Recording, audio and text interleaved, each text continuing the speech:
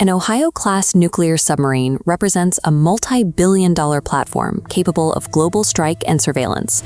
It is a premier asset of the American arsenal, designed to operate in total secrecy across the world's oceans.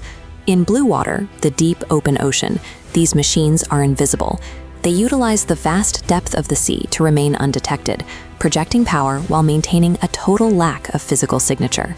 But during the 2026 crisis in the Strait of Hormuz, that power was neutralized. 95% of global shipping traffic stopped, leaving the global economy to bleed $40 billion every single week. This satellite view reveals the geographic reality that makes the Strait of Hormuz so dangerous for large naval assets. The navigable deep water shipping lane is 6 miles wide. This forces every submarine and destroyer into a narrow, predictable corridor that offers no room for maneuver. In these brown waters, the Navy's greatest assets lose their primary advantages of stealth and distance. They are transformed into highly visible, slow-moving targets for anyone on the shoreline. The primary threat in this environment is the Islamic Revolutionary Guard Corps Navy, which maintains a fleet of over 1,500 fiberglass speedboats, capable of speeds exceeding 70 knots. These are not simple pleasure craft. They are armed with high-explosive anti-ship missiles that can mission kill an expensive frigate or destroyer with a single strike. Their strategy relies on the swarm. Dozens of these boats attack simultaneously from every direction, using their numbers to overwhelm the sophisticated radar and targeting systems of a much larger vessel. This environment effectively strips the Navy of its defensive advantage. Traditional blue water weapon systems are not designed to track and engage 1,500 decentralized, low-tech targets in a corridor this narrow. While the tactical situation was difficult, the underlying economic math was even more dangerous. The United States was losing the engagement because of the staggering financial disparity between its defenses and the threat.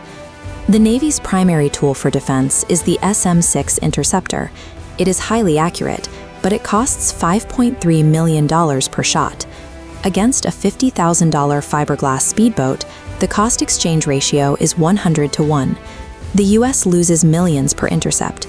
Because a destroyer's launch tubes are limited, it will run completely empty of missiles before the enemy runs out of boats. The attacker swarms until the magazines are exhausted. The U.S. Navy's tactical dominance was undermined by the unsustainable financial cost of modern asymmetric defense. They were winning individual engagements, but losing the battle of attrition. The Navy's existing air power was not built for this fight.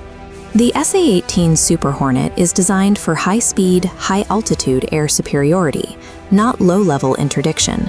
Moving at 500 knots, a pilot has 2 seconds to visually identify a hostile speedboat among thousands of civilian fishing vessels in the strait. It's like trying to identify a single bee while driving a race car through a swarm. While the MH-60R Seahawk helicopter is slower, it lacks the heavy armor to survive the wall of small arms fire generated by a 50-boat swarm. It was built to hunt submarines, not to charge into a surface melee. The Navy had outfitted itself for long-range precision, only to find that the strait required a tool built for volume and survival. To secure the shipping lanes, they were forced to make an unprecedented request for assistance from the Air Force. The Air Force provided an unconventional solution: the 50-year-old, heavily armored A-10 Warthog. Its primary tool is the GAU-8 Avenger cannon. This massive weapon fires 30mm depleted uranium rounds at a rate of 3,900 rounds per minute, essentially turning the aircraft into a flying gun. Unlike high-speed jets, the A-10 is designed to fly low and slow. At 300 knots, pilots have the necessary time to visually identify and stalk individual targets in a crowded waterway without endangering civilian traffic. This reverses the economic advantage. A 2-second, $10,000 cannon burst can effortlessly destroy a $50,000 speedboat. With the A-10, the U.S. can eradicate entire swarms for a fraction of the cost, meaning the Navy no longer has to choose between its budget and security.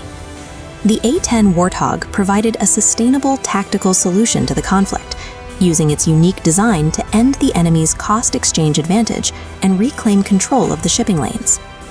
This shift in economics allowed for the implementation of a new 3-layered combined arms doctrine to protect the strait. At 3,000 feet, A-10s provide overhead protection for the Navy's most vulnerable assets. Their presence allows nuclear submarines to transit the surface of the choke point without the constant threat of speedboat swarms. Below them, Army Apache helicopters flying at 200 feet launch from Navy ships to hunt down any small craft that slip through the first layer of defense. This layered defense frees the Aegis destroyers to save their $5 million missiles for high-end threats like ballistic and cruise missiles. By letting the A-10 handle the swarm, the Navy preserves its most advanced magazines for the threats nothing else can stop. Modern naval dominance requires the tactical humility to employ the right tool for the specific job. In the Strait of Hormuz, maintaining global trade meant integrating a 50-year-old flying tank to solve a problem worth billions.